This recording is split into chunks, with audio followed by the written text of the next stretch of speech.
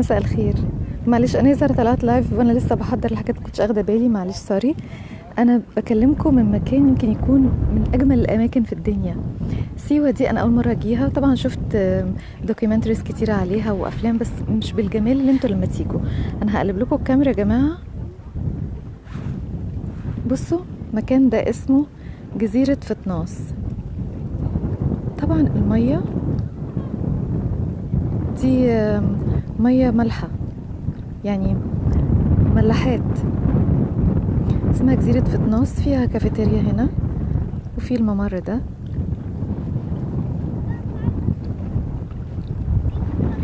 سامعين المية؟ طبعا حاجة رائعة. بصوا بقى، ادي النخيل والجبال اللي بعيدة دي والبحيرة، وبعدين النخيل. بيقولوا لي هنا بلد مليون نخلة، معرفش ده مبالغ فيه ولا لأ، بس ممكن، لأن احنا من ساعة ما دخلنا هو ده المنظر اللي انتوا بتشوفوه على طول، نخيل نخيل نخيل في كل حتة.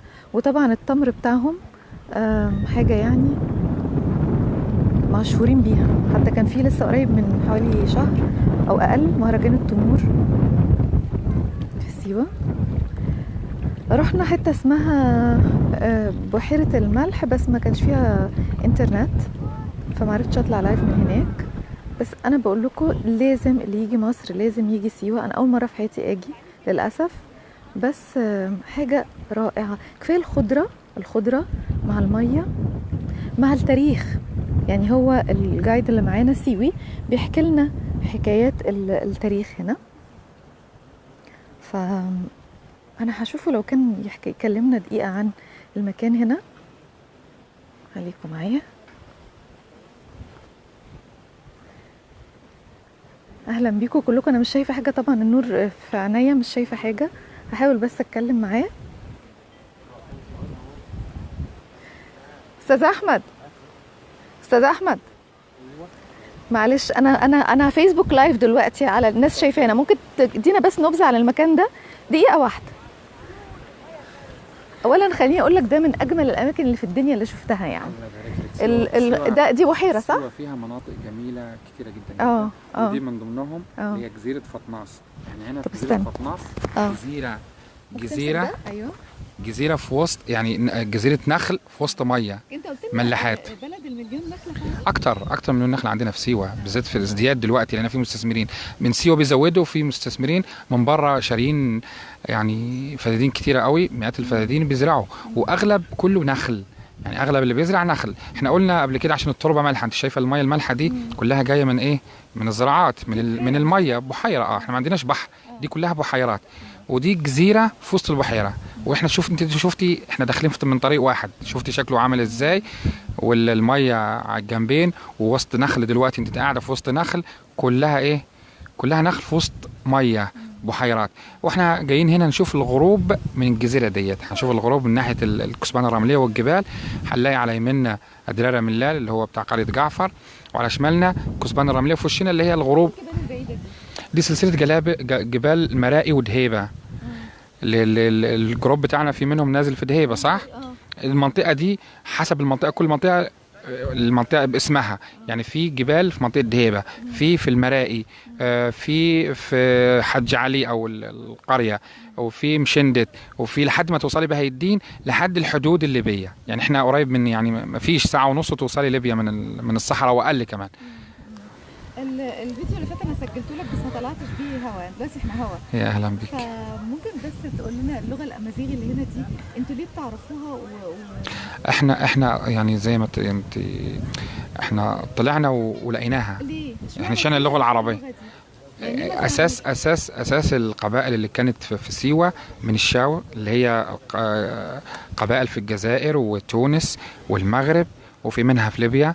تمام. دي كلها مناطق لها مناطق نفس اللهجه بتاعتنا، اللهجه الايه؟ الامازيغ.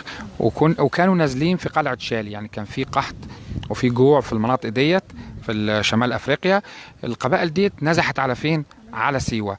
بدات قبائل البدو تهجم عليهم، فعملوا حاجه اسمها قلعه عشان تحميهم. وكان في ما فيش 40 اسره، الكلام ده كله في 2013 يعني 1300 ميلادي. في 1300 ميلادي طلعوا القلعه ديت في تبه وعملوا سور بيحمي القلعه ديت، منازل فوق بعض. ان شاء الله بكره في مزاراتنا هنبص عليها، حاجه تحفه تحفه فنيه. دلوقتي بيعملها يعني تعمير او يعني ترميم ليها، يعني بيعملوا فيها ترميم. ازاي محافظين على اللغه بتاعتنا؟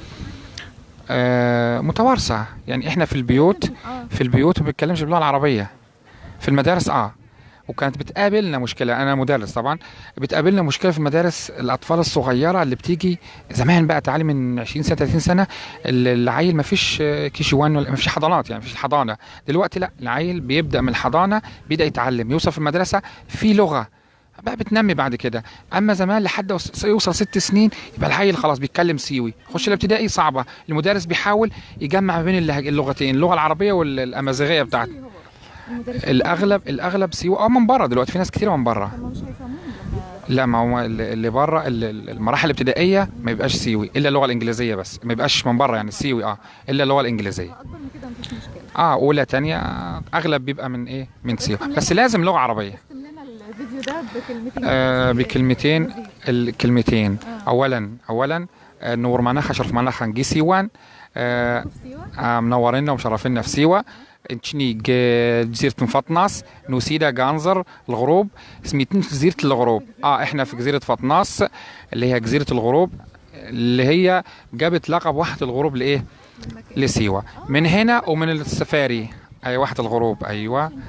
بس في اجزاء كتيرة جدا اتصورت هنا في جعفر، قرية جعفر، تصور فيها حاجات كتيرة او مشاهد كتيرة مع اني يعني ممكن في حاجات لا في حاجات ممكن بس سليمة قوي، يعني في مشاهد كده طبعا بيضيفوا المرح ليها، طبعا هم بيعملوا ايه، بس في حاجات يعني منها موجود يعني. طيب انا بشكرك جدا. العفو.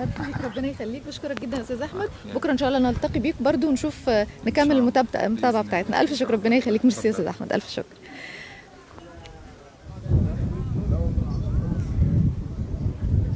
ده كان لقائي مع استاذ احمد. استاذ احمد ده مدرس يا جماعه على فكره في مدرسه هنا، بس هو بيكون جايد، لانه لازم الجايد بتاع التورست اللي هيجوا، حتى لو كانوا يعني سياحه داخليه لازم يكون من اهل سيوه عشان يعرف يشرح لنا الحاجات دي كلها. اشكركم، هقابلكم تاني ان شاء الله في فيديو تاني من سيوه. سيوه حته من الجنه، يا ريت كلكم تيجوا. اشوفكم تاني، باي.